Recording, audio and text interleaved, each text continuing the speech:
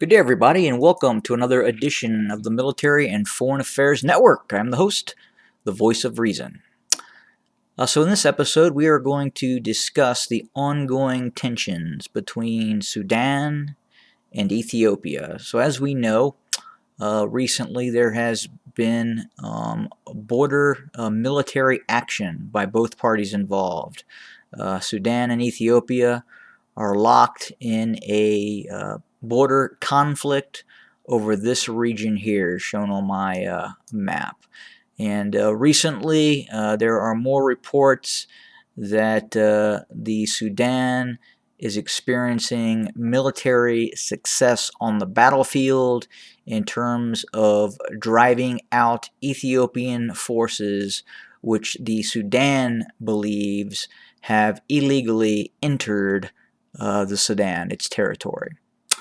Another interesting development as I do this video is Egypt and the Sudan have embarked on a military cooperation agreement, and it was specified by the Egyptian Chief of Staff, Lieutenant General Mohammed Farid, in the Sudanese capital. Farid stressed that Egypt seeks to consolidate ties and relations with Sudan in all fields, especially military and security fields, adding that solidarity is a strategic approach imposed by regional and international environment. Farid stressed that Sudan and Egypt faced common challenges as well as national security threats. He also expressed Cairo's readiness to meet all of Sudan's military-related requests, calling this level of military cooperation with Sudan unprecedented. Farid's Sudanese counterpart, Lieutenant General Mohammed Othman al-Hussein, said that the aim of the agreement is to achieve national security for the two countries and to build armed forces full of experience and knowledge. Hussein thanked Egypt for standing by Sudan during difficult times.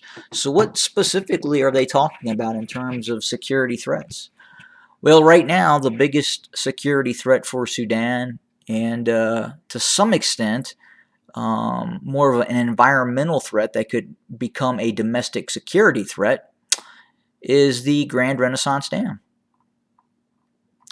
And because of this ongoing project and some communication breakdowns and possibly just the dam itself maybe should not have been built in the manner that it was, at least from the Egyptian and the Sudanese viewpoint.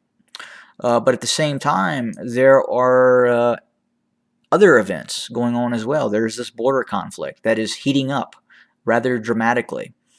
We're looking at the use of heavy weapons on both sides, and we're now looking at the possibility of that Sudan is introducing combat aviation assets as well.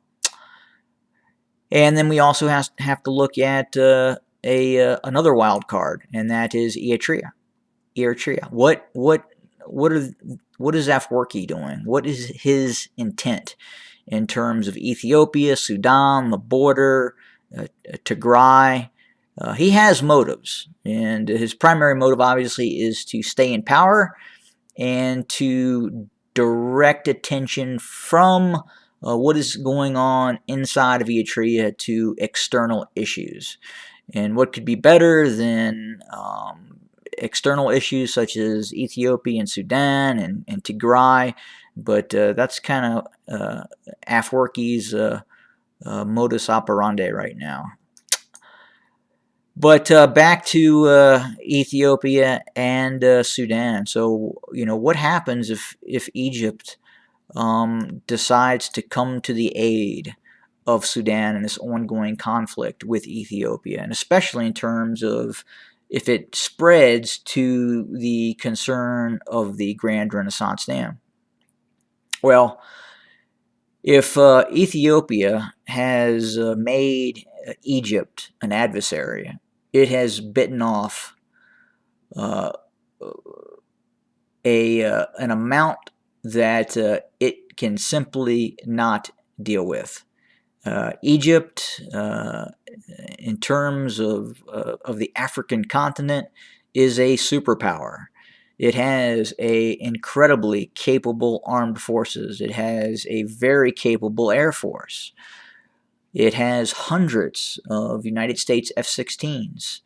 It has a vast store of precision-guided munitions.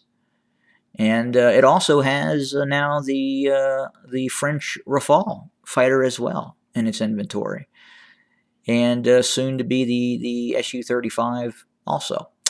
But just in terms of the capability of the Egyptian Air Force, just in terms of the F-16, it is the most powerful Air Force on the African continent. It is the most powerful military on the African continent.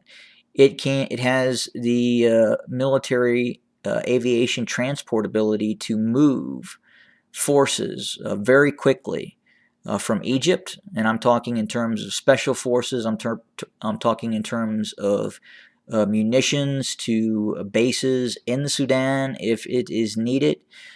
It has advanced helicopter gunships. It has the Apache. It has the newest Russian K-52 attack helicopter as well. It has a very powerful navy with two French-built helicopter carriers. So the idea that Ethiopia is looking to continue this conflict with the Sudan, at the same time the Sudan is creating alliances with Egypt, really kind of proves poor decision-making on the part of the Ethiopian government.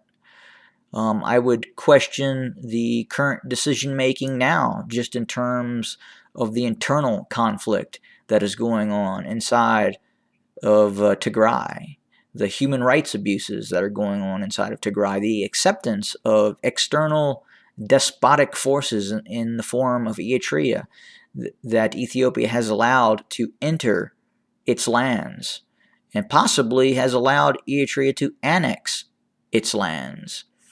And then also, finally, the situation in Oromo, the human rights abuses that are occurring inside of Oromo. I had the opportunity to witness a video that was reported to have been taken inside of Oromo, and it showed the abuse of Oromo peoples, and then the subsequent execution of those peoples. And we don't know if it was a unit of the OLA, or was it just criminals. We don't know. But let's say it was criminals. Well, that still shows an extrajudicial killing. It shows that there is no due process in Ethiopia. There is no courts of law in Ethiopia, depending on where you're at. It's handled in the street